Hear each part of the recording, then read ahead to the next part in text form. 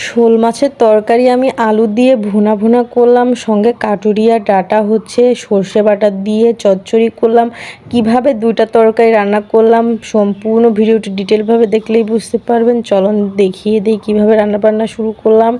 এই যে শোল মাছটা আমি পরিষ্কার করে ধুয়ে নিয়েছি। শোল মাছ দিয়ে আলু দিয়ে আমি একদম ভুনা ভুনা করে মাছটা রান্না করতে চাচ্ছিলাম।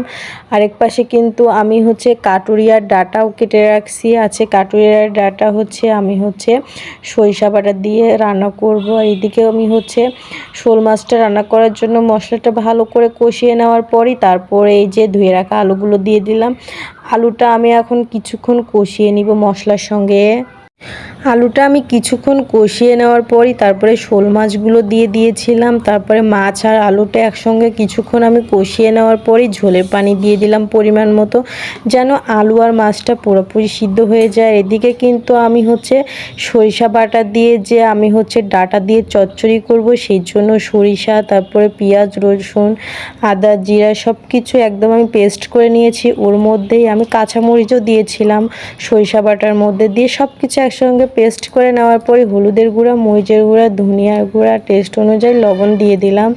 ওটা একপাশে রেখে দিয়ে এদিকে কিন্তু আমার শোল মাছ আলু দিয়ে রান্নাটাও কমপ্লিট হয়ে গিয়েছে।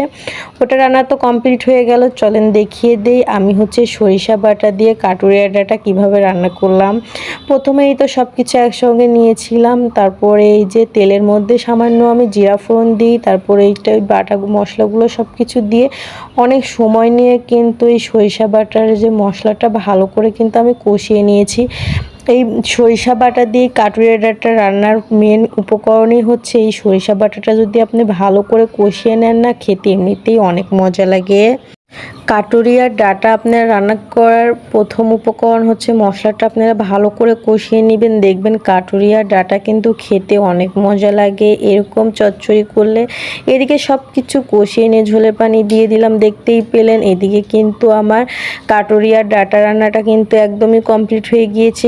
কাটুরিয়ার ডাঁটাটা কিভাবে রান্না করলাম দেখতে পেয়েছেন। এভাবে কিন্তু কাটুরিয়ার ডাঁটা রান্না করলে খেতে কিন্তু খুবই ভালো লাগে। আর আমার কাটুরিয়ার ডাঁটা খেতে কিন্তু খুবই পছন্দ। আপনাদের ভাইয়া তেমন একটা পছন্দ না, সেই জন্য তার জন্য শোল মাছ আলু দিয়ে রান্না করলাম। রান্না দুটা কেমন লাগলো কমেন্টে জানাবেন।